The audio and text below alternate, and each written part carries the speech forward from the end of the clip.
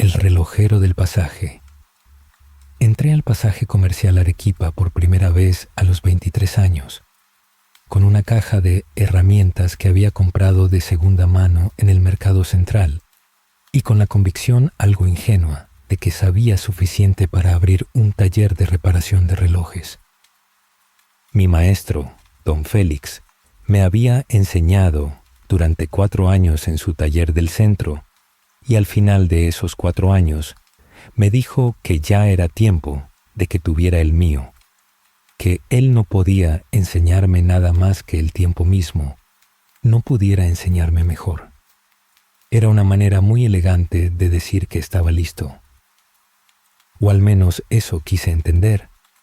El local que alquilé era pequeño incluso para los estándares del pasaje, que ya de por sí tenía locales angostos y techos bajos, y una acústica particular que hacía que todos los sonidos rebotaran de una manera que al principio desorientaba y que con el tiempo se volvía familiar. Era el local número 7, al fondo del pasaje a mano derecha, con una vitrina que daba al corredor y una puerta de metal que abría hacia adentro y que al principio me golpeé varias veces porque el espacio era tan justo que cualquier movimiento descuidado tenía consecuencias. Puse un letrero hecho a mano. Reparación de relojes. Miguel Ángel Torres. El primer cliente llegó al tercer día. Era un señor mayor con un reloj de bolsillo envuelto en un pañuelo de tela que depositó sobre mi mesa con la reverencia que se tiene con las cosas muy antiguas o muy queridas, que en ese caso era ambas.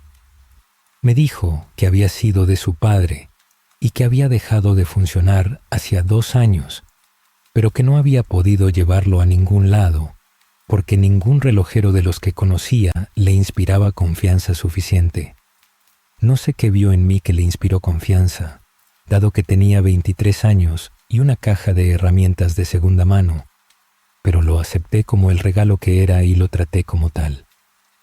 Trabajé en ese reloj de bolsillo durante una semana entera. Lo abrí con el cuidado que se tiene con algo que pertenece a otro tiempo.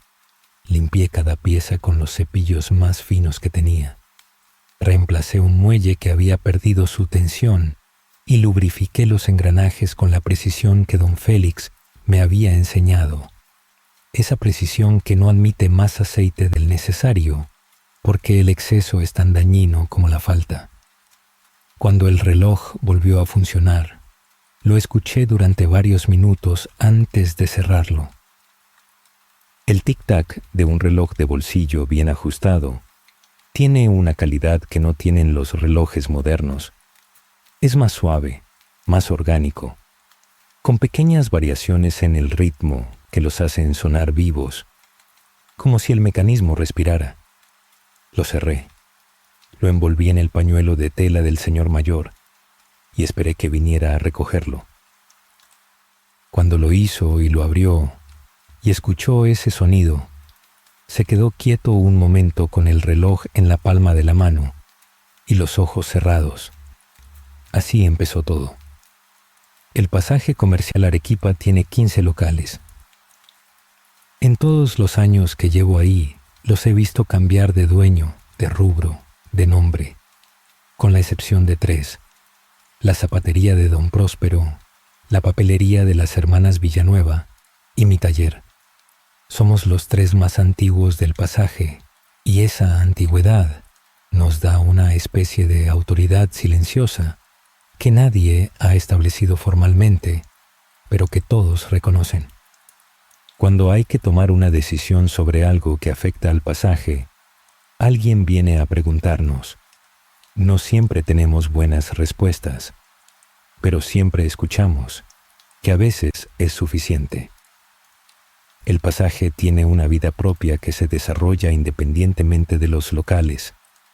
Hay personas que lo atraviesan todos los días como atajo entre la avenida principal y la calle del mercado, que pasan con prisa y sin mirar los locales, que existen en el pasaje como existimos todos en los lugares que atravesamos sin ver. Y hay personas que vienen específicamente, que tienen un destino dentro del pasaje y que llegan con la actitud diferente de quien va a un lugar que conoce y aprecia. Los que vienen a mi taller son siempre de los segundos. Nadie entra a un taller de relojería de paso. Se entra con un propósito, con algo en la mano o con algo en la cabeza, con una historia detrás que el reloj que traen cuenta mejor que cualquier explicación. Los relojes que llegan a mi mesa son una historia de las personas que los traen. Eso lo entendí desde el principio, pero lo sigo comprobando cada vez, sin excepción. Un reloj no es solo un mecanismo que mide el tiempo. Es un objeto que ha estado en la muñeca o en el bolsillo de alguien durante años, que ha absorbido algo de esa persona de una manera que no es poética sino casi literal, que tiene el calor de la piel en los metales y el polvo de los días en los engranajes y las marcas del uso en la caja. Llegó una vez un reloj de pulsera de mujer, pequeño, con la correa rota y el cristal rayado de una manera que sugería no descuido sino tiempo. Lo trajo un hombre de unos 50 años que lo depositó en la mesa sin envoltura, directamente, con una rapidez que contrastaba con la manera en que lo miraba mientras lo dejaba, como alguien que suelta algo que le cuesta soltar. Me dijo que había sido de su esposa, que ella había muerto el año anterior y que el reloj había quedado en el cajón de la mesita de noche y que él lo había mirado durante un año entero sin saber qué hacer con él y que finalmente había decidido que lo correcto era hacerlo funcionar de nuevo, que dejarlo parado en el cajón era una manera de dejar parada también a ella y que eso no le parecía bien. No dije nada. Tomé el reloj, lo examiné. Le dije cuánto tiempo tomaría y cuánto costaría. El hombre asintió y salió. Trabajé en ese reloj con una atención que iba más allá de la técnica. Lo limpié con cuidado extremo, como si cada pieza fuera parte de algo que debía ser devuelto intacto. Reemplacé la correa con una del mismo tipo, cuero marrón oscuro, lo más parecida que encontré a la original. Pulí el cristal hasta que las rayaduras más profundas desaparecieron y las más superficiales quedaron como lo que eran. La memoria del uso, que no había que borrar sino respetar. Cuando el hombre vino a recogerlo, lo puse en marcha frente a él. El tic-tac era suave y regular, como debe ser. El hombre lo tomó, lo sostuvo un momento y luego lo abrochó en su propia muñeca. No en el cajón, no guardado, en su muñeca. Me miró y dijo que así estaba bien, que así ella seguía yendo a algún lado. Pagó y salió. Me quedé un rato en silencio después de que se fue, que es algo que me pasa a veces cuando el trabajo ha sido de ese tipo, cuando lo que ha pasado en mi mesa va más allá de los engranajes y los muelles y los cristales. Es parte del oficio también, quizás la parte más importante. Las tardes en el taller tienen el sonido de los relojes.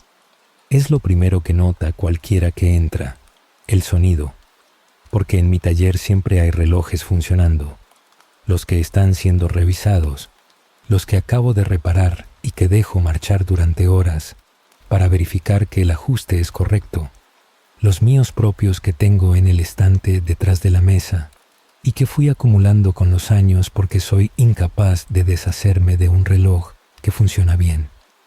Son sonidos distintos todos. El tic-tac de un reloj de pared es más lento y más grave que el de un reloj de bolsillo. El de un reloj de pulsera moderno es casi imperceptible, un murmullo electrónico que apenas se distingue del silencio. El de los relojes antiguos de cuerda tiene esa calidad orgánica que mencioné antes, esa pequeña irregularidad que los hace sonar vivos. Todos juntos forman algo que no es exactamente música, pero que funciona de manera similar. Marca el tiempo de una manera que no es urgente sino constante, que no apura sino que acompaña, que dice que el tiempo pasa pero que no tiene ninguna prisa particular en hacerlo. En ese sonido trabajo. En ese sonido pienso y resuelvo y a veces simplemente existo, con la lupa en el ojo y las pinzas en la mano y el reloj abierto sobre la mesa iluminada, buscando lo que falló, lo que se desgastó, lo que necesita ser reemplazado o simplemente limpiado y lubricado y devuelto a su función. Llevo 31 años haciendo esto, y el pasaje comercial Arequipa sigue ahí, con sus 15 locales y su acústica particular, y la zapatería de Don Próspero que cada vez atiende menos horas, porque Don Próspero tiene 80 años y sus rodillas ya no son las de antes, y la papelería de las hermanas Villanueva, que ahora atienden las hijas de las hermanas porque las hermanas se jubilaron hace 5 años, y mi taller en el local número 7, al fondo a mano derecha, con el letrero que cambié hace 20 años por uno de madera tallada que me hizo un cliente a modo de pago, porque no tenía dinero pero sí manos buenas para la madera. Reparación de relojes, Miguel Ángel Torres, y el sonido de los relojes que nunca para, y el tiempo que pasa de la única manera que sabe pasar, despacio, constante, sin prisa, sin pausa. El fotógrafo del pueblo, Ramón Castilla, había fotografiado casi todo lo que valía la pena fotografiar en el pueblo de Santa Lucía de Miraflores durante 42 años, y sin embargo, cada mañana que abría el estudio con la misma llave de siempre, sentía que había algo que todavía no había capturado del todo, que el pueblo guardaba alguna imagen que se le escapaba, que la luz caía de una manera que aún no había encontrado el momento exacto de registrar. Eso lo mantenía activo. Eso y el café que preparaba todas las mañanas en la pequeña cocina del fondo del estudio, negro y sin azúcar, en la misma cafetera de aluminio abollada que había comprado en sus primeros años de trabajo y que producía un café que ninguna máquina moderna había podido igualar, al menos en su opinión, que era la única que contaba en ese asunto. El estudio Castilla quedaba en la calle principal de Santa Lucía, a media cuadra de la plaza, en una casa de fachada estrecha con una vitrina donde Ramón exhibía algunas de sus fotos. Cambiaba las fotos de la vitrina cada 2 meses, no por obligación sino por costumbre, eligiendo siempre algo que representara ese momento del año. En diciembre fotos de la procesión del pueblo, en marzo fotos del campo cuando la lluvia había dejado todo verde, en julio fotos de las fiestas patronales con sus colores y su movimiento. La gente se detenía frente a la vitrina. Eso era algo que Ramón observaba desde adentro, con una satisfacción que nunca había necesitado compartir con nadie. Ver a alguien detenerse frente a una de sus fotos, inclinar ligeramente la cabeza, reconocer algo en ella, era la confirmación más directa que conocía de que su trabajo importaba, más directa que cualquier premio o comentario o pago. Que alguien se detuviera, que algo en la imagen hiciera que los pies de alguien dejaran de moverse por un momento. Eso era suficiente. Había fotografiado la primera boda del pueblo a los 21 años, con una cámara prestada y los nervios de quien sabe que no hay segunda oportunidad para ese tipo de momentos. La boda era la de Lucía Mendoza y Pedro Huanca, que eran los primeros de su generación en casarse y que para el pueblo representaban algo que va más allá del matrimonio individual. Representaban el comienzo de una nueva etapa, de una generación que tomaba el relevo de la anterior. Ramón había disparado 120 fotos ese día. De las 120, 12 eran buenas. De las 12 buenas, 3 eran muy buenas. Y de las 3 muy buenas, una era la foto que todavía colgaba en el estudio 42 años después, en el mismo lugar desde siempre, con un marco simple de madera que no llamaba la atención sobre sí mismo, sino que dejaba que la foto hablara. Era la foto de Lucía y Pedro justo antes de entrar a la iglesia. No durante la ceremonia, no en el momento del beso, no en el banquete, antes.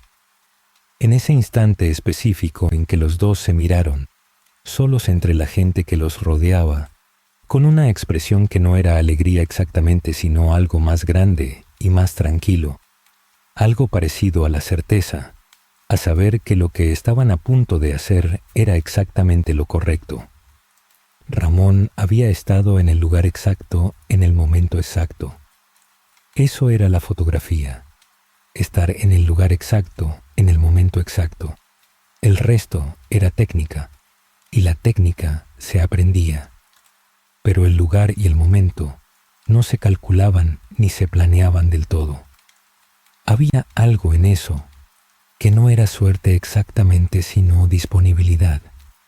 Estar disponible para el momento cuando llegara, sin distracciones, sin prisas, con los ojos abiertos y la cámara lista. Lucía y Pedro seguían viviendo en el pueblo.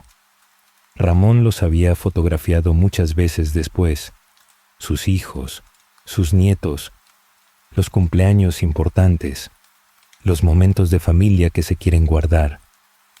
Cada vez que llegaban al estudio, Ramón miraba la foto del pasillo y luego los miraba a ellos y pensaba en el tiempo que había pasado y en lo que el tiempo hace con las personas, que no es solo envejecerlas, sino también darles algo que no tenían al principio, algo que solo se construye con años y que la cámara recoge de una manera diferente en cada etapa. Los encargos que Ramón prefería no eran los de las bodas, ni los de los bautizos, ni los de las graduaciones. Eran los retratos. Cuando alguien llegaba al estudio solo, sin ocasión especial, simplemente queriendo una foto, eso era lo que más le gustaba, porque en esos casos la negociación era directa y honesta. El fotógrafo y la persona, sin el contexto de ningún evento que definiera de antemano cómo debía verse la imagen, sin el vestido de novia, ni el birrete de graduación, ni el ajuar del bautizado que en cierta manera cuentan la historia antes de que la foto la cuente. En los retratos la historia era la persona sola, y eso requería algo diferente, una conversación previa, un tiempo de preparación que Ramón había aprendido a tomarse siempre, aunque el cliente llegara diciendo que tenía prisa. Nadie tenía tan buena foto cuando tenía prisa. La prisa se veía en los ojos, en la manera en que los hombros no terminaban de bajar, en la sonrisa que se ponía demasiado rápido y que por eso se veía exactamente como lo que era. Una sonrisa puesta. Ramón hacía café. Eso era el ritual. Hacía café, ponía 2 tazas en la mesita del rincón, invitaba a sentarse y hablaba. De cualquier cosa, del clima, del partido del domingo, de la cosecha si era alguien del campo, de los estudios si era alguien joven. Hablaba sin apuro, sin mirar el reloj, hasta que la persona frente a él dejaba de ser alguien que vino a hacerse una foto y se convertía simplemente en alguien que está tomando café y hablando, que es la manera más natural de ser que existe y la que mejor sale en las fotos. Entonces tomaba la cámara y disparaba. Y generalmente en las primeras fotos todavía había algo de tensión. Y en las del medio había algo de adaptación.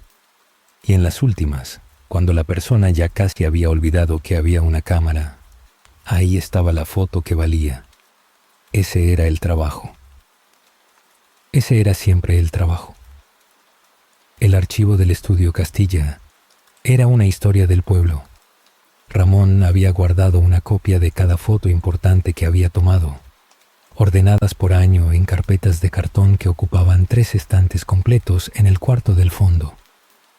No las guardaba con ningún propósito específico, ni con la idea de hacer ninguna exposición o publicación. Las guardaba porque le parecía correcto, porque alguien debía guardar esas imágenes, porque el pueblo merecía tener ese registro aunque nunca lo pidiera, y aunque la mayoría de la gente no supiera que existía. A veces, en las tardes lentas, abría una carpeta al azar. Podía ser la de 1987 o la de 2003, no importaba, y recorría las fotos despacio, una por una, recordando el día de cada una con una claridad que le sorprendía a él mismo porque no tenía buena memoria para los nombres, ni para las fechas, pero sí para las imágenes, para la luz que había ese día y el lugar exacto donde estaba parado y lo que había sentido cuando el dedo apretó el obturador. Las fotos de los niños eran las que más le movían algo adentro. No por sentimentalismo exactamente, sino porque los niños en las fotos antiguas eran ahora personas adultas que él veía por la calle o que traían a sus propios hijos al estudio. Y esa continuidad tenía algo que ninguna otra cosa de su trabajo tenía: la prueba visible y concreta de que el tiempo había pasado, de que las cosas que parecían pequeñas e insignificantes en el momento de ser fotografiadas formaban parte de algo más largo, más continuo, más importante que cualquier instante individual. Una foto de un niño de 3 años en 1985. El mismo hombre de 42 años trayendo a su hijo de 3 años en 2024. El tiempo ahí, en esas dos fotos, más claro que en cualquier otra cosa. El último encargo que Ramón recordaba con especial claridad llegó un martes de noviembre. Era una mujer de unos 70 años que él conocía de vista pero no de nombre, que vivía en las afueras del pueblo y que llegó sola, sin acompañante, con la tranquilidad de alguien que ha tomado una decisión y ya no tiene dudas sobre ella. Dijo que quería que le tomaran una foto, nada más específico que eso, una foto. Ramón le preguntó si era para alguna ocasión y ella ya dijo que no, que era simplemente para tener una foto de ella en ese momento de su vida, que nunca se había tomado muchas fotos y que quería una ahora que todavía estaba bien y que la luz de noviembre le parecía buena para eso. Ramón hizo café. Hablaron durante 20 minutos sobre el campo, sobre los árboles que había plantado en su terreno hace 30 años y que ya daban sombra suficiente para sentarse debajo en verano, sobre sus hijos que vivían en la ciudad y que venían en las fiestas. La mujer hablaba con calma, sin tristeza, con esa serenidad específica de las personas que han llegado a un acuerdo tranquilo con su propia vida. Luego Ramón tomó la cámara, la fotografió junto a la ventana del estudio, con la luz de noviembre entrando desde la derecha, que era la mejor luz de ese mes a esa hora. Tomó 12 fotos. En las últimas 3, la mujer miraba directamente a la cámara con una expresión que Ramón no sabía nombrar, pero que reconocía. Era la expresión de alguien que está completamente presente, sin pretensión, sin miedo, simplemente ahí. La foto que eligió para revelarle era una de esas 3. La mujer la miró un momento, asintió, la guardó en el bolso. Antes de salir dijo: «Está bien, así quería verme». Ramón cerró el estudio esa tarde un poco más tarde de lo habitual y se quedó un rato en el cuarto del fondo, entre los estantes con las carpetas de cartón, con el café frío en la taza y las fotos del año en la mesa. Pensó que 42 años haciendo esto no eran suficientes, que nunca serían suficientes, que siempre habría algo más que el pueblo tenía para mostrarle, alguna luz que todavía no había encontrado el momento exacto de capturar, y eso estaba perfectamente bien. El restaurador de juguetes. La primera vez que restauré un juguete tenía 12 años, y el juguete era mi propio oso de peluche, que había perdido un ojo y al que le había cosido uno nuevo con hilo negro y una aguja que encontré en el costurero de mi madre. El ojo nuevo no quedó exactamente en el lugar del anterior. Quedó un poco más arriba y un poco más a la izquierda, lo que le daba al oso una expresión ligeramente asimétrica, que mi madre dijo que lo hacía ver más interesante, y que yo en ese momento no supe si era verdad o si era la manera que tenía mi madre de decir que había quedado torcido pero que no me importaba. Con los años aprendí que era verdad. Los juguetes restaurados tienen algo que los juguetes perfectos no tienen. Tienen historia visible, tienen la marca del tiempo y del uso y de las manos que los amaron. Tienen esa asimetría que viene de haber vivido y de haber sido devueltos a la vida por alguien que se tomó el trabajo de hacerlo. Eso es lo que hago ahora, 34 años después de aquel oso. Tengo un taller en el segundo piso de mi casa, una habitación con luz natural desde las 10 de la mañana hasta las 4 de la tarde, con mesas de trabajo de distintas alturas según el tipo de trabajo, con estantes llenos de materiales, telas de distintos tipos y colores, hilos, rellenos, piezas de metal y de madera y de hojalata, pinturas especiales, adhesivos, herramientas pequeñas que fui acumulando a lo largo de años y algunas de las cuales compré yo y otras me llegaron con los propios juguetes, enviadas por personas que pensaron que podían ser útiles. A veces lo son. Asterisco. Los juguetes llegan de maneras distintas. Algunos llegan en persona. Alguien toca el timbre, sube las escaleras, entra al taller con algo en las manos envuelto con cuidado, o simplemente cargado con esa manera particular que tienen las personas cuando llevan algo que importa. Otros llegan por correo, cuidadosamente embalados en cajas con papel burbuja y notas escritas a mano que explican la historia del juguete y lo que se espera de la restauración.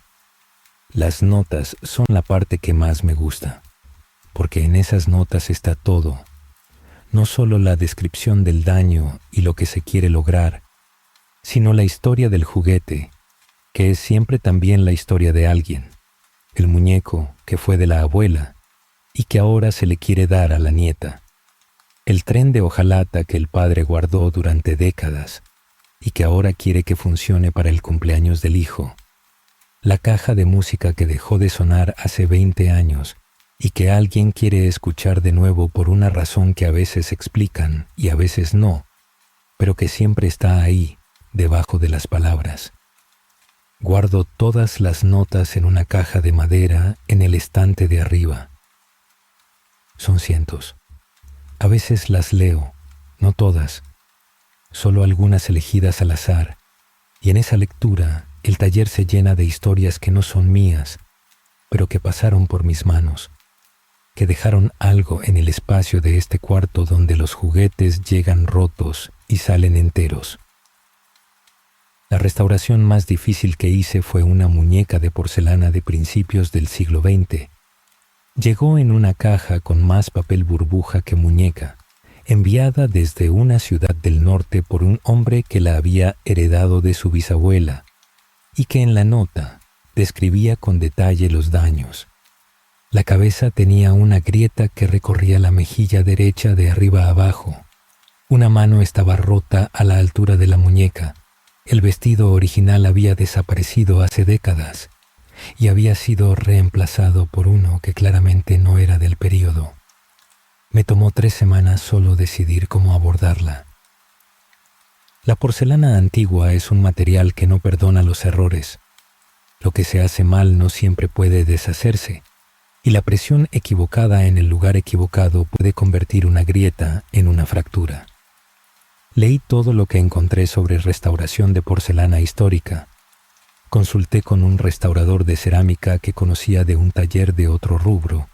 Hice pruebas en piezas similares que no tenían valor antes de tocar la muñeca. Cuando finalmente empecé a trabajar en ella, lo hice despacio. La grieta de la mejilla la sellé con un adhesivo especial aplicado con un pincel de un solo pelo, esperando que secara completamente entre cada aplicación antes de continuar.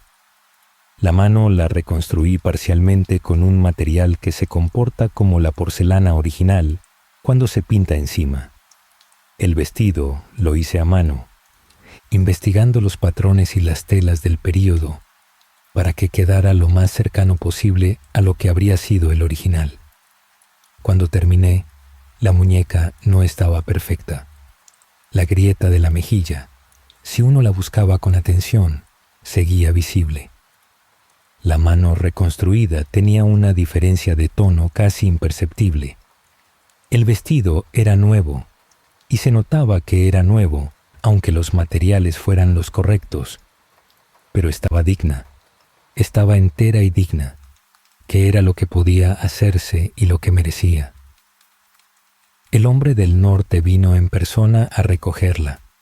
La abrió en el taller, la miró durante un rato largo y luego la alzó con las dos manos con el cuidado que se tiene con algo muy antiguo y muy valioso. La observó desde distintos ángulos. Pasó el dedo sobre la mejilla donde había estado la grieta. Dijo: «Mi bisabuela hubiera estado contenta». No dije nada. Envolví la caja con cuidado nuevo y lo acompañé hasta la puerta. Subí de nuevo al taller y me quedé un momento mirando la mesa donde había trabajado durante semanas, con las herramientas ordenadas y el espacio limpio y el olor a adhesivo y a pintura que tardaba días en irse. Ese olor me gusta. Es el olor del trabajo terminado. Hay tardes en que el taller es solo mío, sin encargos pendientes y sin visitas esperadas. En esas tardes hago lo que más me gusta.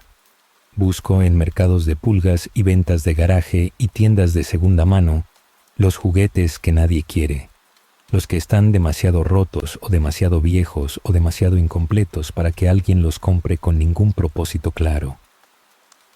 Los compro yo, los traigo al taller, los limpio, evalúo lo que puede hacerse y lo que no, y los restauro sin ningún encargo, sin ningún cliente esperando, solo porque quiero hacerlo, porque ese juguete específico tiene algo que me llama, que dice que todavía puede ser algo, que lo que parece el fin es solo un estado temporal que puede cambiarse con paciencia y con las herramientas correctas. Los que quedan bien los pongo en el estante junto a la ventana.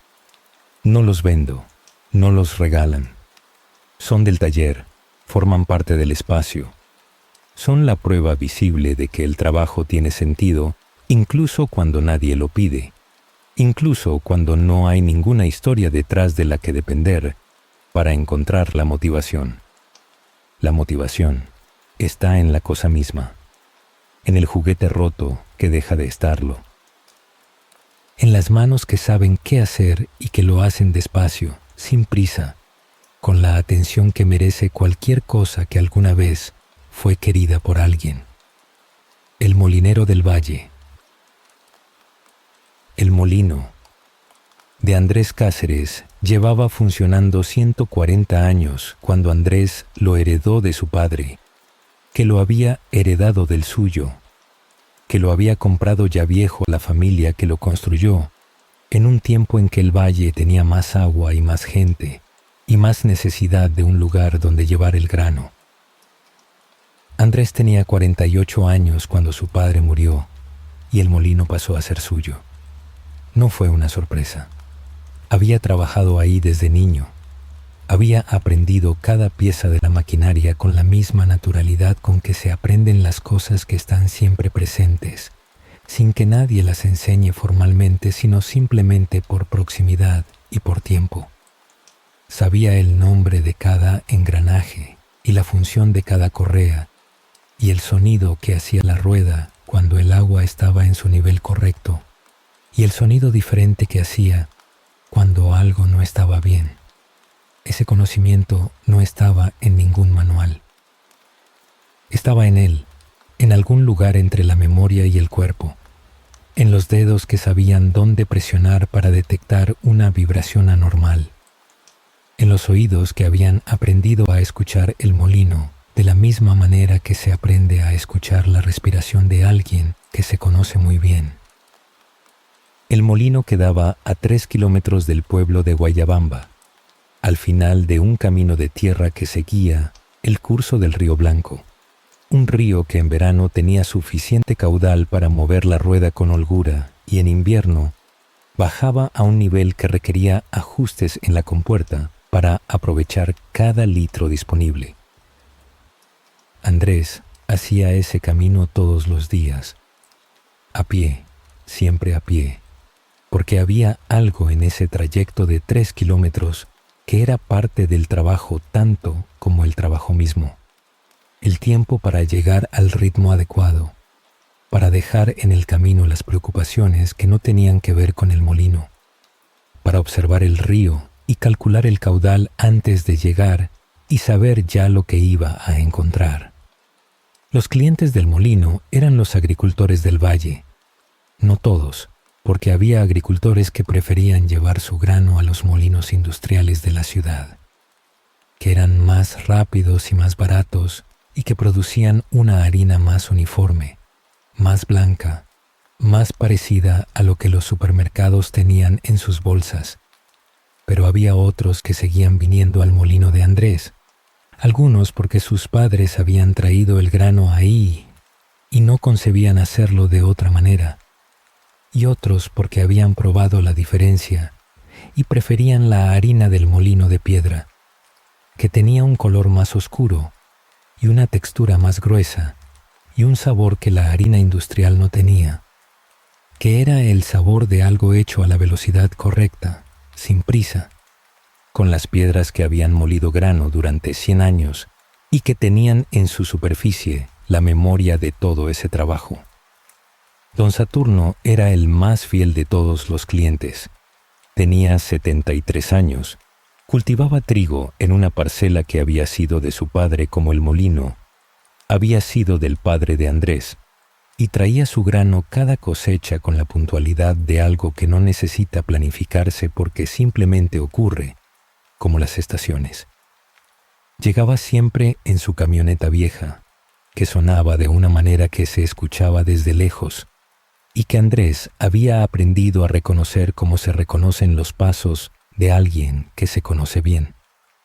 Bajaba los sacos con una energía que desmentía sus años, los apilaba junto a la entrada del molino y luego se quedaba un rato con Andrés mientras la maquinaria trabajaba. Las conversaciones con don Saturno eran del tipo lento. No había temas urgentes porque nunca había urgencia. Hablaban del río, de si la lluvia había sido buena ese año o escasa, de los precios que estaban bajos o altos según la temporada, de los hijos de don Saturno que vivían en la ciudad y que llamaban los domingos. Hablaban con los silencios que tienen las conversaciones entre personas que se conocen hace mucho y que no necesitan llenar cada pausa. El molino hacía su trabajo alrededor de ellos, la rueda girando, el agua empujándola, los engranajes transmitiendo el movimiento, las piedras moliendo, la harina cayendo despacio al cajón de madera que Andrés vaciaba cada cierto tiempo con una pala de mango largo. Todo eso ocurría con el sonido que tiene el trabajo bien hecho, constante, rítmico, sin estrépito, con esa música de fondo que no pide atención, pero que cuando se detiene se nota de inmediato, como se nota el silencio cuando una fuente que siempre estuvo ahí deja de correr. Andrés subía a revisar las piedras una vez por semana. Era un trabajo que requería sacar las piedras de su lugar, examinar la superficie de trabajo con una linterna y con los dedos, verificar que el picado seguía siendo el correcto, que no había partes lisas que redujeran la eficiencia de la molienda. Cuando las piedras necesitaban ser repicadas, Andrés lo hacía él mismo con un cincel especial que había pertenecido a su abuelo y que tenía el mango de madera gastado de una manera que era exactamente la forma de la mano de Andrés, como si los años hubieran hecho que el mango aprendiera cuál era su lugar.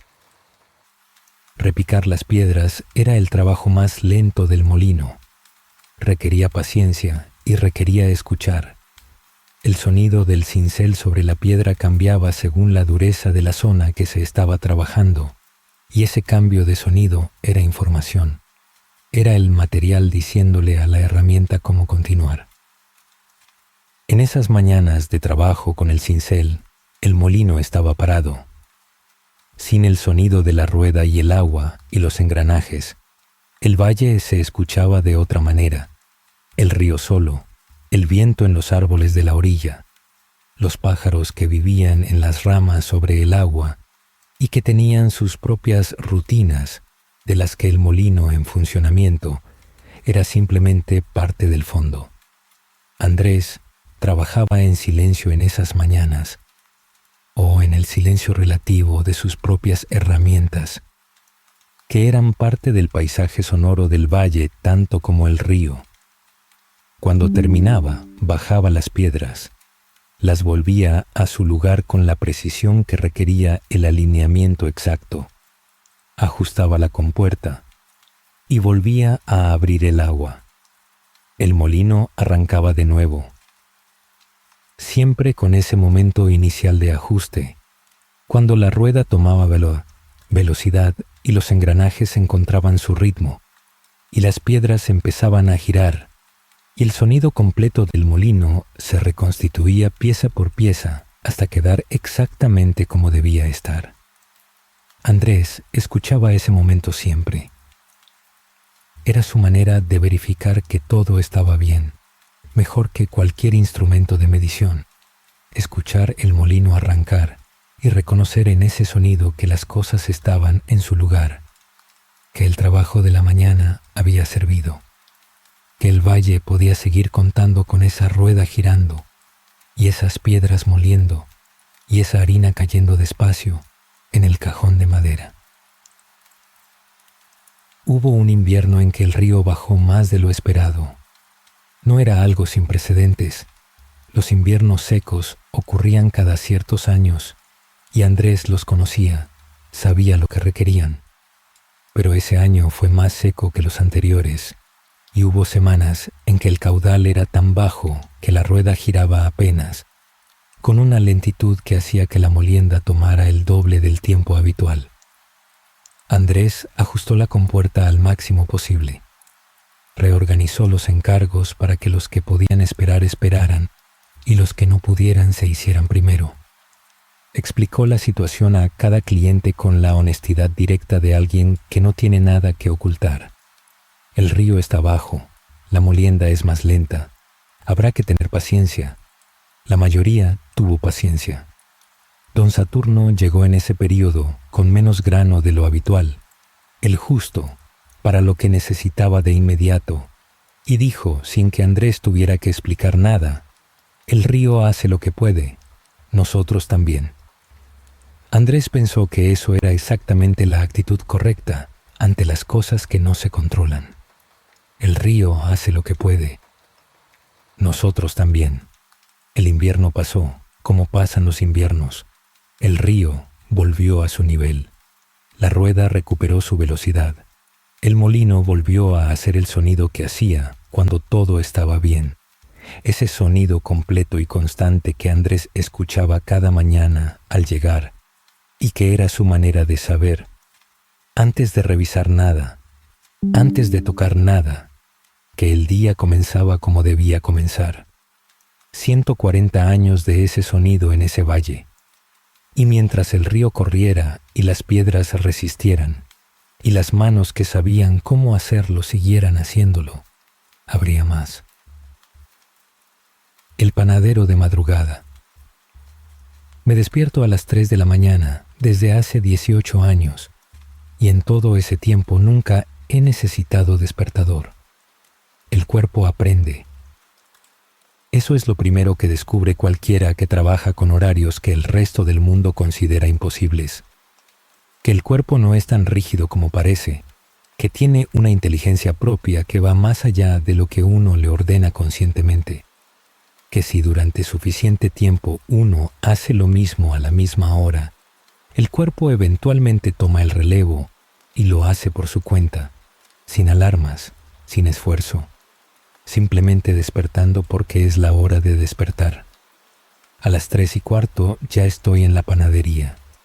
Son 4 cuadras desde mi casa, 4 cuadras por calles completamente vacías, completamente silenciosas, con una oscuridad que a esa hora es todavía absoluta en invierno y apenas ligeramente gris en verano, cuando el cielo empieza a insinuar algo en el oriente, que todavía no es luz pero ya es la promesa de luz. Esas 4 cuadras son mi momento de transición. El paso de la casa a la panadería, del descanso al trabajo, del silencio privado al silencio del trabajo que está por empezar. Camino despacio, no porque tenga sueño, sino porque a esa hora caminar rápido sería una falta de respeto a la ciudad dormida, una intrusión en algo que tiene derecho a su quietud. La panadería se llama El Horno de Siempre. No fui yo quien le puso ese nombre. Fue mi padre, que la abrió hace 40 años y que eligió ese nombre con la simplicidad de quien no busca originalidad, sino verdad. Siempre habría un horno. Siempre habría pan. Eso era suficiente para un nombre. Lo primero que hago al llegar es encender el horno de leña. Es un horno grande, de ladrillo refractario, que ocupa toda la pared del fondo de la panadería y que mi padre construyó con ayuda de un albañil especializado en hornos que vino desde otra ciudad y que se quedó 3 semanas en el pueblo hasta que el horno quedó exactamente como debía quedar. Ese horno tiene 40 años y no ha fallado nunca. Ha necesitado mantenimiento. Ha necesitado reemplazar algunas piezas de la puerta y limpiar la chimenea cada cierto tiempo. Pero el corazón del horno, la cámara de ladrillo donde el fuego vive y donde el pan se hace, ese nunca ha fallado. Encenderlo es el ritual más importante de la mañana. Primero la leña, trozos de madera dura que guardo en el cuarto de al lado, apilados con el orden de quien sabe que el orden en esas cosas no es estética sino eficiencia. Los coloco en el hogar con la disposición que da el mejor tiro, que es algo que aprendí de mi padre observándolo durante años antes de hacerlo yo mismo, y que tiene su propia lógica que no es fácil de explicar con palabras, pero que las manos entienden cuando han hecho lo suficiente. El fuego arranca y el olor cambia de inmediato. El olor de la panadería antes del fuego es el de la noche, frío, neutro, con el residuo de la harina del día anterior flotando en el aire como un fantasma pálido. Cuando el fuego arranca, ese olor se transforma. Primero huele a madera encendiéndose, con algo ligeramente ahumado que no es desagradable sino todo lo contrario, y luego, a medida que el horno toma temperatura, empieza a aparecer el olor que es el olor de este lugar más que cualquier otro. El calor del ladrillo, que tiene un olor propio, específico, que no se parece a ningún otro calor. Mientras el horno toma temperatura, amaso. El proceso de amasar es el que más me gusta de todo el trabajo. Hay panaderos que usan amasadoras mecánicas, y yo las tengo también para los volúmenes grandes, pero para el pan principal, el de siempre, el que mi padre hacía y que el pueblo conoce desde antes de que yo naciera, amaso a mano. No por romanticismo ni por tradición únicamente, lo hago a mano, porque la masa de pan dice cosas con las manos que ninguna máquina puede escuchar. Dice cuándo está lista y cuándo necesita más tiempo. Dice si la humedad del día es alta y ya hay que ajustar la harina. Dice si la levadura está activa o si está perezosa. Esa mañana dice todo eso a través de la resistencia que opone a las manos, de la manera en que cede o no cede, de la temperatura que tiene en el centro cuando uno mete el puño. Las manos aprenden a escuchar eso. Tardan años en aprenderlo, pero lo aprenden, y cuando lo han aprendido, el trabajo de amasar deja de ser trabajo en el sentido de esfuerzo y se convierte en algo más parecido a una conversación, con preguntas y respuestas entre las manos y la masa, con ajustes constantes y pequeños, con esa atención flotante que requieren las cosas que se hacen con el cuerpo cuando el cuerpo ya sabe lo que hace. A las 4:30 el primer pan está en el horno y el olor cambia de nuevo. Porque el olor de la masa cruda y el olor de la masa cocinándose son cosas completamente distintas y el paso de uno al otro ocurre en los primeros minutos dentro del horno. La masa entra fría y húmeda y sale caliente y seca y con esa corteza que cruje cuando uno la aprieta con el pulgar y que es la prueba más directa que existe de que el pan está listo. Ese crujido, ese sonido que ocurre en la panadería vacía a las 5:30 de la mañana, con la ciudad todavía dormida afuera y el horno lleno y las bandejas esperando, ese sonido es el mejor del día. A las 6 abro la puerta, no la puerta principal que abre al público, sino la puerta trasera que da al callejón, que abro para que el calor salga y para que entre el aire de la mañana, que a esa hora tiene algo que el aire de ninguna otra hora tiene. La frescura de algo que acaba de comenzar, sin el polvo del día anterior ni el cansancio de la tarde, simplemente aire limpio de la mañana.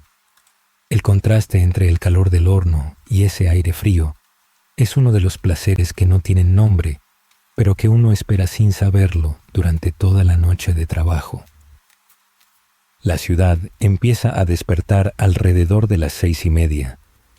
Se escucha primero en los sonidos, algún motor encendiéndose a lo lejos, pasos en la calle, una ventana que se abre, luego en la luz, que cambia gradualmente desde ese gris que no es oscuridad pero tampoco día, hasta el primer amarillo que toca las fachadas de las casas de enfrente y hace que todo tenga una claridad diferente, más nítida, más definida.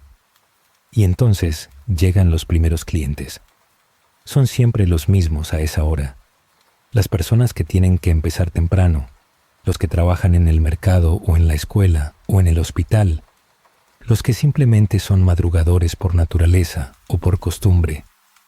Llegan con el paso de quien ya está despierto hace rato y que viene con un propósito claro: pan caliente, el primero del día, el que tiene la corteza más crujiente porque acaba de salir del horno y no ha tenido tiempo de enfriarse. No hay conversaciones largas a esa hora. Hay saludos, el pedido, el precio, gracias, hasta mañana.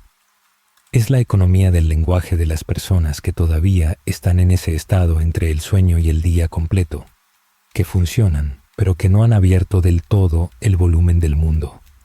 Me gusta eso. Me gusta la panadería a esa hora, con el pan caliente en las bandejas y el olor que ya salió a la calle y que atrae a la gente de la misma manera que siempre ha atraído a la gente, sin publicidad ni señales, solo el olor, que es la señal más antigua y más directa que existe. A las 7 ya hay cola. Y yo estoy detrás del mostrador, con el delantal blanco que tiene siempre harina en el lado izquierdo, porque es el lado donde apoyo las bandejas, con las manos que huelen a masa y a leña, y a esa mañana específica que no se repetirá exactamente nunca, aunque se parezca mucho a la de ayer y a la de mañana. 18 años de madrugadas, 18 años de ese horno encendiéndose en la oscuridad, y de ese primer pan entrando caliente, y de esa puerta abriéndose cuando la ciudad empieza a despertar. Mi padre lo hizo durante 32 años antes que yo. Y cuando me lo dejó me dijo lo mismo que le habían dicho a él, que el pan no espera, que el horno tiene su hora, que la ciudad se despertará con hambre y que alguien tiene que haber estado despierto antes para que eso tenga respuesta. Ese alguien soy yo.